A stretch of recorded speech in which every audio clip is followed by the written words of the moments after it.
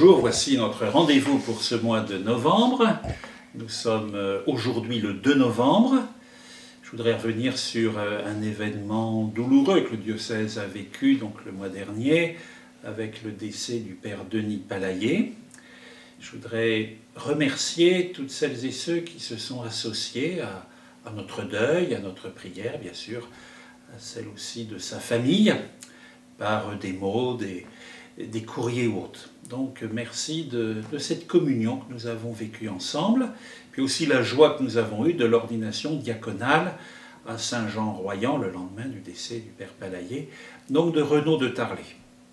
Pour ce mois de novembre, eh bien déjà pour l'évêque, il y a demain le départ pour Lourdes, pour l'assemblée plénière qui durera environ une semaine. Des dossiers nombreux.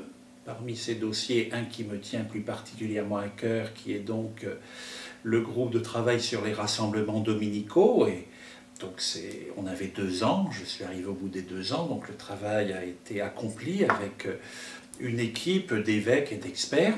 Donc je vous tiendrai au courant et vous serez informés de la suite et des fiches qui seront proposées à l'ensemble de l'Église de France. Et puis parmi les autres dossiers, nous continuerons aussi avec l'écologie, un dossier sur l'enseignement catholique, et puis de nombreuses élections, puisqu'on peut dire que 80% des présidents de commissions de conseil devront être renouvelés. Donc, et puis élections aussi pour les évêques qui nous représenteront l'Église de France au synode d'octobre 2012 que le Saint-Père a convoqué donc sur la nouvelle évangélisation.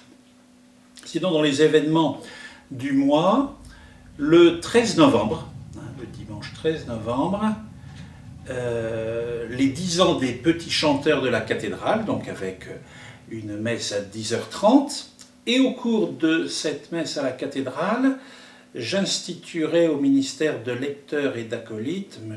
Gilles Garret, qui est un de nos candidats pour le diaconat permanent.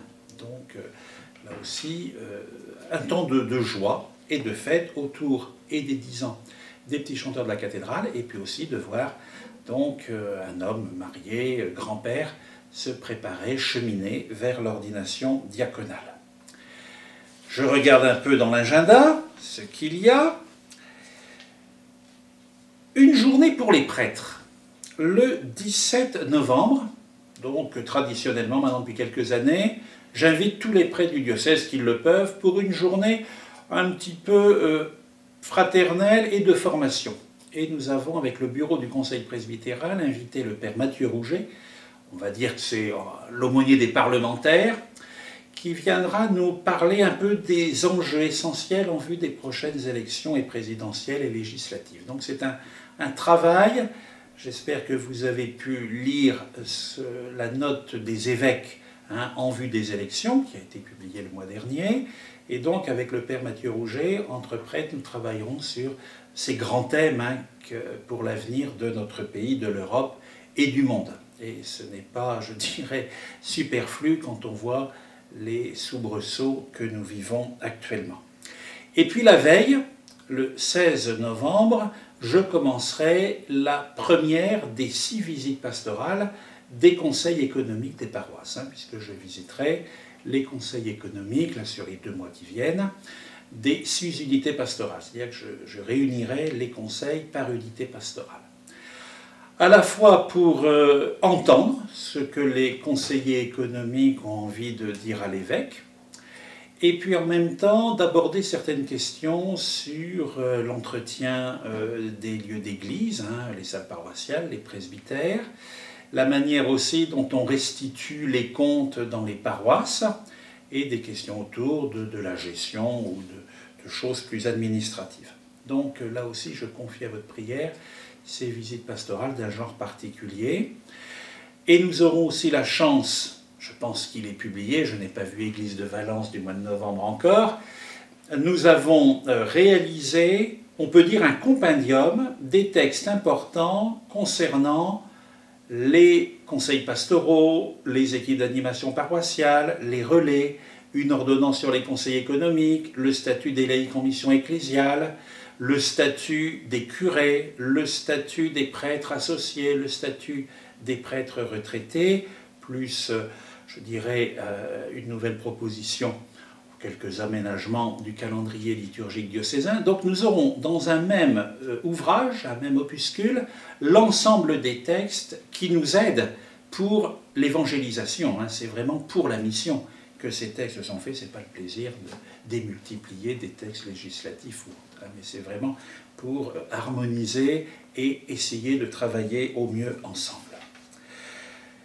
Et puis nous aurons aussi le samedi 26 novembre, dans le cadre de l'année Trinité. Je suis heureux de voir combien l'année Trinité, combien les paroisses ont relayé, ainsi que d'autres groupes, cette proposition d'une réflexion autour du livret année Trinité. Donc la première des deux conférences, donc c'est tombé sur l'évêque, donc je parlerai de Jésus, vrai Dieu, vrai homme.